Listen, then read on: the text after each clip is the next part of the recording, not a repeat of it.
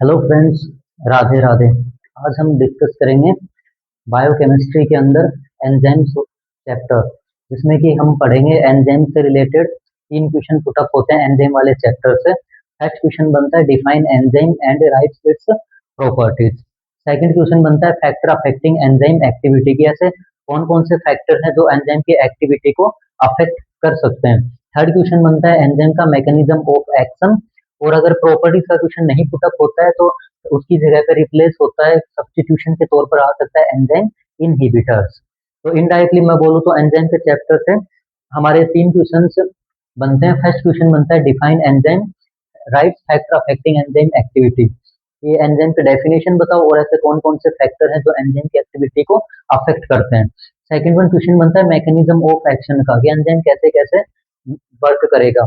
Third question बनता है enzyme inhibitor का। तो हमेशा से मेरा रहता है कि हम ऐसे करें कि ऐसी वाली क्लासेस लगाएं जिससे कि हम क्या कर सकते हैं, कम टाइम के अंदर अच्छे मार्क्स गेन कर सकते हैं और इम्पोर्टेंट इम्पोर्टेंट जो चैप्टर्स हैं वो हम क्या करते हैं, पहले स्टडी कर लेते हैं। ठीक है, तो आज हम डिस्कस करेंगे एंजाइम का पहला question, define enzymes and right it's factor affecting activity.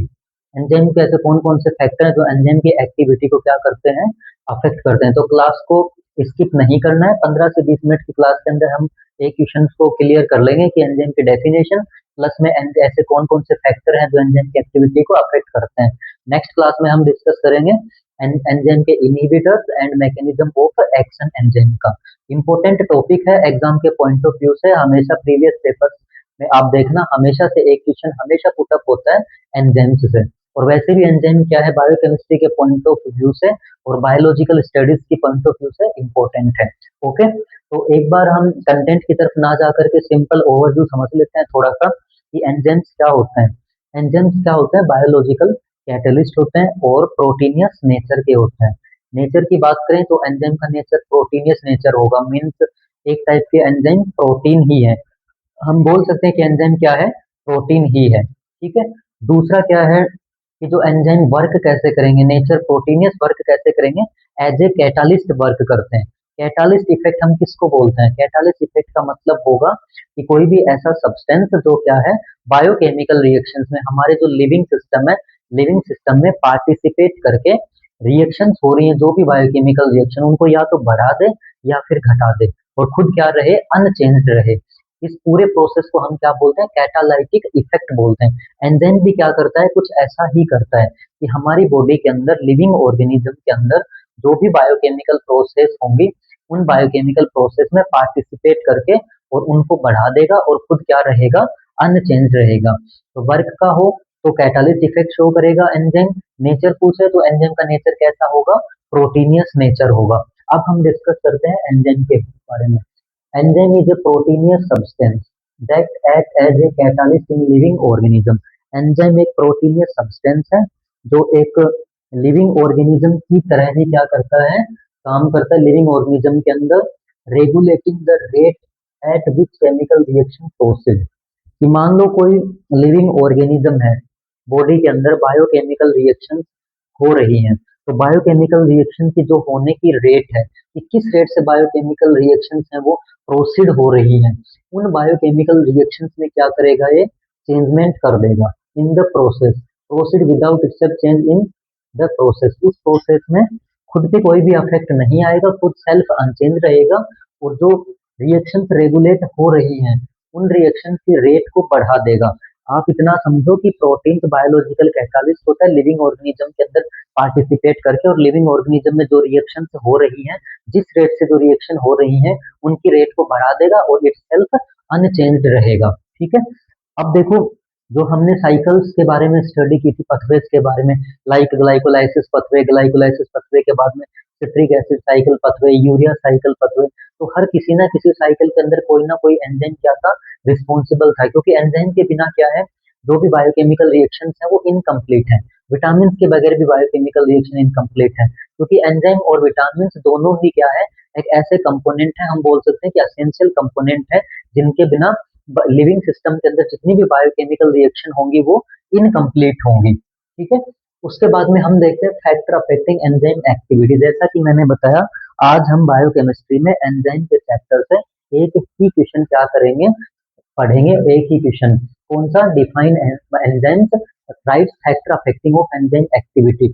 अब जो ये एंजाइम का वर्क था कि बायोकेमिकल रिएक्शन जिस भी रेट से हो रही थी लिविंग ऑर्गेनिज्म में, उनकी रेट को एंजाइम क्या करेगा, बढ़ा देगा, खुद इटसेल्फ अनचेंज रहेगा। तो एंजाइम का जो ये पूरा वर्क है, उस वर्क को ऐसे कौन कौन से फैक्टर है जो एंजाइम को अफेक्ट कर सकते हैं, लाइक मान लो टेम्परेचर है, या फिर पीएच हो गया, या फिर कोई प्रोडक्ट हो गया, फिर कंसंट्रेशन प्रोडक्ट की एंजाइम की खुद की कंसंट्रेशन हो गई।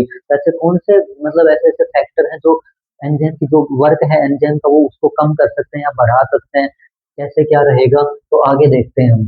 पहला फैक्टर है कंसंट्रेशन ऑफ एंजाइम। याद कैसे करना है, फर्स्ट ऑफ ऑल तो जिसका हम फैक्टर अफेक्टिंग पढ़ रहे हैं जिसके बारे में, उसी से रिलेटेड हम पढ़ेंगे। कौन सा? एंजाइम की खुद की कंसंट्रेशन। ठीक है, अगर देखो, is the concentration of enzyme increased, velocity of reaction also increase। अगर एंजाइम की कंसंट्रेशन बढ़ेगी तो रेट ऑफ रिएक्शन भी बढ़ेगी। ठीक है, क्योंकि एंजाइम खुद ही तो क्या कर रहा है, रेट की रिएक्शन को बढ़ा रहा है। तो जो कैटालाइटिक इफेक्ट शो कर रहा है, खुद जो रिएक्शन को बढ़ाता है, उसकी खुद की कंसंट्रेशन बढ़ेगी तो रेट ऑफ रिएक्शन भी बढ़ेगी। तो जैसे जैसे देखो, is the concentration of enzyme increase, the velocity of reaction also increase. जैसे ही बायोकेमिकल रिएक्शन परफॉर्म हो रही है लिविंग ऑर्गेनिज्म के अंदर, उस टाइम पे अगर एंजाइम की कंसंट्रेशन बढ़ रही है तो बायोकेमिकल जो रिएक्शन है उनकी रेट भी बढ़ेगी। मतलब सीधा सा ये है कि एंजाइम की कंसंट्रेशन का अफेक्ट पड़ता है रेट ऑफ रिएक्शन पे। एंजाइम की कंसंट्रेशन बढ़ेगी तो रेट ऑफ रिएक्शन भी बढ़ेगी। इसी में और क्या है, देखो, this property of enzyme determine the activity of serum enzyme diagnosis of diseases. अब जो ये प्रॉपर्टी है कि कोई भी एंजाइम उसकी कंसंट्रेशन बढ़ रही है जिसकी वजह से रेट ऑफ रिएक्शन भी बढ़ रही है, तो ये जो कंसंट्रेशन बढ़ने वाली जो प्रॉपर्टी है एंजाइम की, इसका हम और कहाँ पे यूज कर सकते हैं, determine the activity of serum enzyme. कि सीरम के अंदर कौन कौन से ऐसे एंजाइम प्रेजेंट हैं तो उनका लेवल बढ़ रहा है या फिर घट रहा है, या फिर सीरम के अंदर जो एंजाइम प्रेजेंट है उनकी प्रेजेंस पे बेस पे हम किसका पता कर सकते हैं, आइडेंटिफिकेशन कर सकते हैं, डिजीज का पता कर सकते हैं, मतलब डिजीज को डायग्नोस भी कर सकते हैं। अगर हमें इतना पता लग गया कि कौन से एंजाइम का लेवल और सीरम के अंदर बढ़ रहा है, तो लेवल बढ़ रहा है या घट रहा है, तो उसकी वजह से कौन सी डिजीज क्रिएट होने के चांसेस हैं। ठीक है, तो इसका एक यूज ये भी हो जाएगा कि ये जो प्रॉपर्टी है कंसंट्रेशन की एंजाइम की कंसंट्रेशन अगर सीरम में कम ज्यादा हो जाती है तो उसकी वजह से क्या है, डिफरेंट डिफरेंट टाइप की डिजीजेस क्रिएट हो सकती हैं, जिसको हम क्या कर सकते हैं, डायग्नोस कर सकते हैं। किस बेस पे? एंजाइम की कंसंट्रेशन के बेस पे। ठीक है, दूसरा फैक्टर कौन सा आएगा, concentration of substrate. Concentration of enzyme mean खुद की कंसंट्रेशन।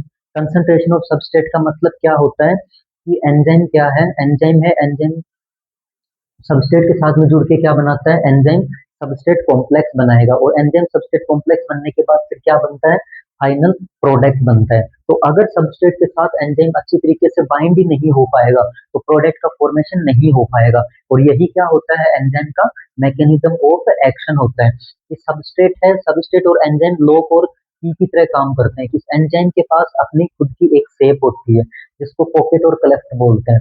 ऐसे ही क्या है, जो सबस्ट्रेट एंजाइम के साथ जुड़ेगा फिर प्रोडक्ट का फॉर्मेशन करेगा, उसकी अलग शेप होगी। तो इन दोनों की शेप इस तरीके से होनी चाहिए कि दोनों की शेप एक दूसरे के अंदर क्या हो जाए, फिट बैठ जाए। तो दोनों की शेप अगर फिट बैठेगी तो इट मीन क्या है, प्रोडक्ट का फॉर्मेशन होगा। ठीक है, तो वैल्यू रिएक्शन की वेलोसिटी भी क्या होगी, बढ़ जाएगी। तो concentration of substrate, concentration of enzyme खुद की concentration, concentration of substance, increase concentration of substance, increase velocity of reaction. अगर सबस्ट्रेट की कंसंट्रेशन जिसके साथ एंजाइम को जुड़ना था, एंजाइम की कंसंट्रेशन पे का तो इफेक्ट पड़ता ही पड़ता है, जिसके साथ एंजाइम को जुड़ करके प्रोडक्ट का फॉर्मेशन करना था उसकी कंसंट्रेशन भी अगर बढ़ेगी तो रेट ऑफ रिएक्शन बढ़ेगी। मीन्स सबस्ट्रेट की कंसंट्रेशन बढ़ेगी तो रेट ऑफ रिएक्शन बढ़ेगी। और ये रेट ऑफ रिएक्शन कब तक बढ़ेगी, until all the enzyme molecules, जब तक एंजाइम के पूरे molecules are saturated with substrate, कि अच्छी तरीके से सबस्ट्रेट के साथ में एंजाइम के मॉलिक्यूल बाइंड अप नहीं हो जाएंगे, जुड़ नहीं जाएंगे, तब तक क्या है, ये जो रेट ऑफ रिएक्शन है ये बढ़ती रहेगी। और जब तक ये जुड़ करके सैचुरेटेड हो जाएंगे उसके बाद में रेट ऑफ रिएक्शन क्या हो जाएगी, बिकम स्टेडी, स्टेडी का मतलब क्या है, एक जगह पे रुक जाएगी, कंटिन्यू रहेगी, फिर एक जगह पे कंटिन्यू हो जाएगी, रुक जाएगी। तो सीधा सा ये है मीन्स इसका कि सबस्ट्रेट की कंसंट्रेशन बढ़ेगी तो रेट ऑफ रिएक्शन भी बढ़ेगी, और रेट ऑफ रिएक्शन तब तक बढ़ती जाएगी जब तक एंजाइम सबस्ट्रेट कॉम्प्लेक्स के साथ अच्छी तरीके से नहीं जुड़ जाएगा, सैचुरेटेड नहीं हो जाएगा। एक बार जैसे ही सैचुरेटेड हुआ उसके बाद में क्या है, वो एक जगह पे रुक जाएगी, कंटिन्यू फिर उतनी ही रहेगी जो रेट ऑफ रिएक्शन है। थर्ड बात करते हैं हम टेम्परेचर। क्या एंजाइम के ऊपर टेम्परेचर का इफेक्ट पड़ता है? पड़ता है। Velocity of enzyme reactions increase with increase in temperature up to a certain limit. ठीक है, ऐसे तो हम नहीं कह सकते कि जैसे जैसे टेम्परेचर बढ़ाएंगे वैसे वैसे जो एंजाइम का जो वर्क है वो बढ़ता जाएगा या फिर रेट ऑफ रिएक्शन बढ़ेगी। हाँ, ऐसे है कि हर एंजाइम का क्या होता है, अपनी एक ऑप्टिमम पीएच होती है अलग अलग एंजाइम की। कोई एंजाइम कितनी पीएच पे सबसे ज्यादा इफेक्ट शो करेगा अपना, कोई एंजाइम कितनी पीएच पे सबसे ज्यादा इफेक्ट शो करेगा, मीन्स पर्टिकुलर एंजाइम की पर्टिकुलर पीएच होती है कि ये वाला एंजाइम इतनी पीएच के ऊपर अपना सबसे ज्यादा इफेक्ट शो करेगा। ऐसे ही क्या है, हर एंजाइम का अपना खुद का टेम्परेचर भी होता है। मोस्टली कितना टेम्परेचर होता है, 40 टेम्परेचर, 40 डिग्री सेल्सियस पे अपना मैक्सिमम इफेक्ट शो करते हैं एंजाइम्स। ठीक है, तो इसमें ये बोला गया है कि जैसे जैसे टेम्परेचर बढ़ेगा तो रेट ऑफ रिएक्शन बढ़ेगी, बट क्या है, एक सर्टेन लिमिट तक बढ़ेगी। ऐसे नहीं है कि बहुत ज्यादा टेम्परेचर कर दोगे तो भी बढ़ेगी। ठीक है, तो ऐसे याद रखना है, velocity of enzyme reaction increase with increase in the temperature up to a certain limit, बस एक लिमिट तक। उसके बाद में याद रखना है effect of pH. Increase in the hydrogen ion concentration affect the enzyme activity. जो एंजाइम होते हैं, एंजाइम की जो रिएक्शन, एंजाइम के जो अफेक्ट है उनको पीएच का भी अफेक्ट पड़ता है एंजाइम की एक्टिविटी के ऊपर। क्यों? क्योंकि कुछ एंजाइम्स कैसे होते हैं, increase in the hydrogen ion concentration affect the enzyme activity। PH का मतलब क्या है, हाइड्रोजन आयन की कंसंट्रेशन। अगर हाइड्रोजन आयन की कंसंट्रेशन बढ़ जाएगी तो उसकी वजह से एंजाइम पे क्या पड़ेगा, अफेक्ट पड़ेगा। क्योंकि कुछ एंजाइम्स क्या होते हैं, एल्कलाइन के साथ बेसिक परफॉर्मेंस पर शो करते हैं, कुछ एसिड के साथ बेस्ट परफॉर्मेंस शो करते हैं। उसके बाद में हम बात करते हैं अफेक्ट ऑफ प्रोडक्ट कंसंट्रेशन। कि मान लो एक्टिव साइट है जहाँ पे एंजाइम को जाके जुड़ना है, और जुड़ने के बाद में फिर क्या करना है, अपना इफेक्ट शो करना है, मीन्स कैटालाइटिक इफेक्ट शो करना है, रेट ऑफ रिएक्शन को बढ़ा देना है। रिएक्शन जहाँ पे हो रही थी लिविंग ऑर्गेनिज्म में, वहां पे प्रोसेस के अंदर पार्टिसिपेट करके और जुड़ करके और अपना इफेक्ट शो करना था एंजाइम को जहाँ पर, वहां पर क्या है, एक्टिव साइट के ऊपर एंजाइम जुड़ेगा, जुड़ने के बाद में फॉर्म में loose complex and then inhibit the enzyme activity. तो प्रोडक्ट का कंसंट्रेशन का भी फर्क पड़ता है, इफेक्ट ऑफ प्रोडक्ट कंसंट्रेशन। ठीक है, कि जिस प्रोडक्ट का फॉर्मेशन होना था उसकी कंसंट्रेशन कैसी थी।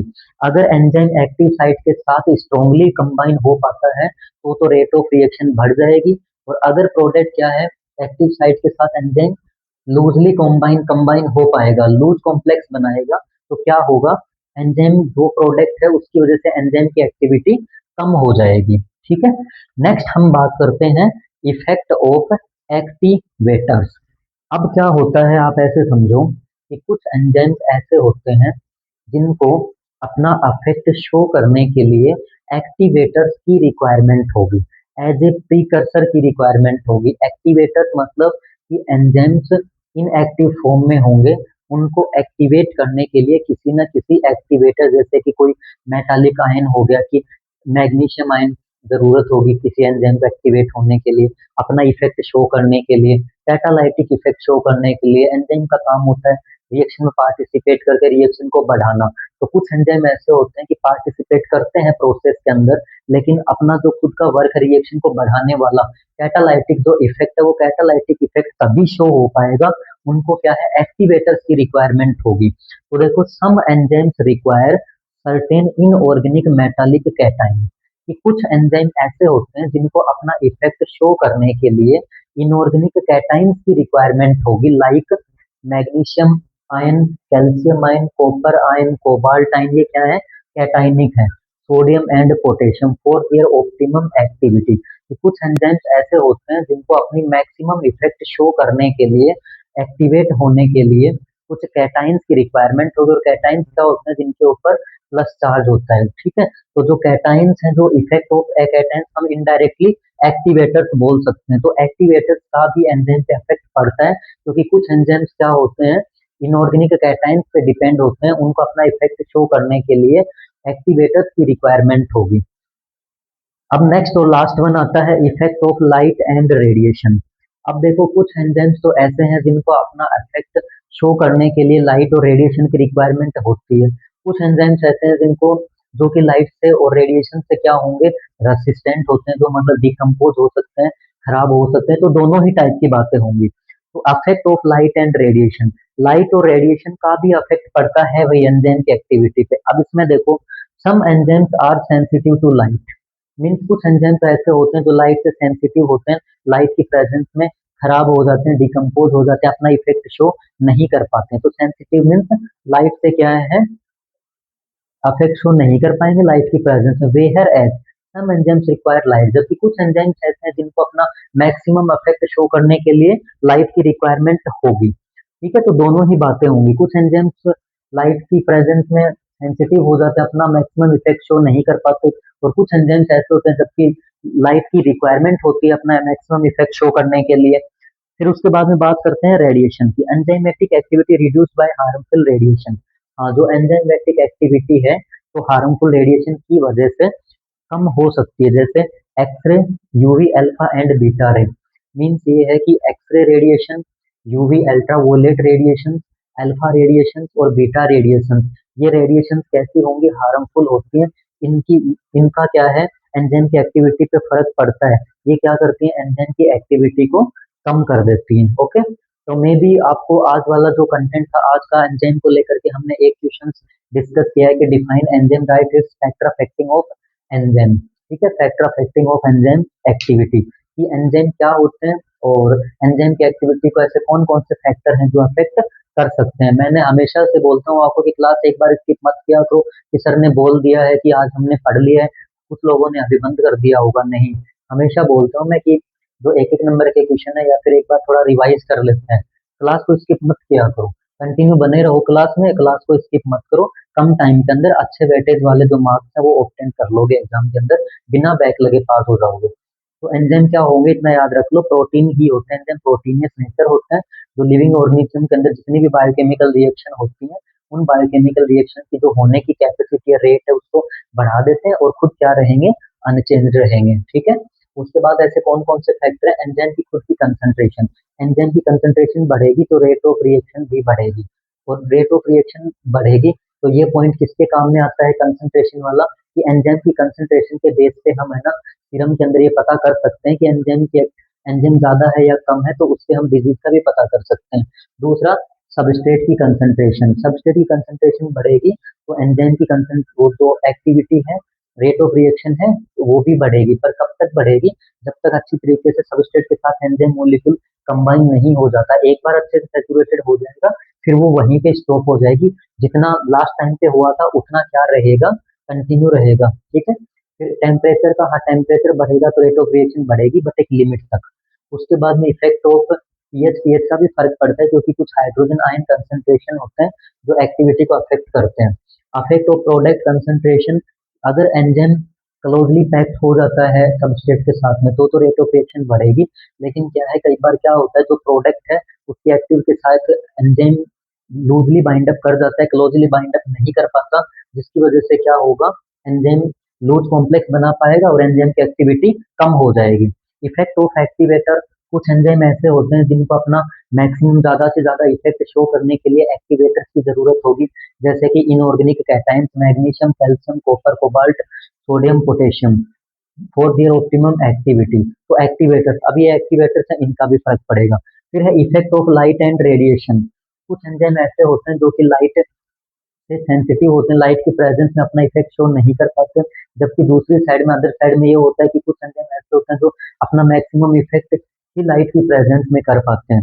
दूसरी बात करेंगे हम रेडिएशन की, तो alpha radiation, beta radiation, X-ray radiation और अल्ट्रावायलेट रेडिएशन है, तो इनकी प्रेजेंस में जो एंजाइम्स है उनकी एक्टिविटी कम हो जाती है, ठीक है। तो मे बी आपको आज वाला जो एंजाइम का एक टॉपिक था, डेफिनेशन और फैक्टर अफेक्टिंग एंजाइम एक्टिविटी, आपको अच्छे से समझ में आ गया होगा। अगर ऐसे ही ऐसे ही अगर आपको अदर चैप्टर्स को भी डिस्कस करना है, साथ साथ समझना है, तो क्लास में बने रहो और लास्ट तक क्लास को देखते रहो, स्किप मत करो क्लास को। कोई भी कंफ्यूजन रहता है तो आप कमेंट के अंदर बोल सकते हो, तो मैं उसका जरूर सॉल्यूशन करूंगा। तो आज की क्लास अगर आपको अच्छी लगी हो तो एनपी फार्मा एकेडमी को सब्सक्राइब जरूर करना और बेल आइकन को प्रेस करना मत भूलना। Thank you.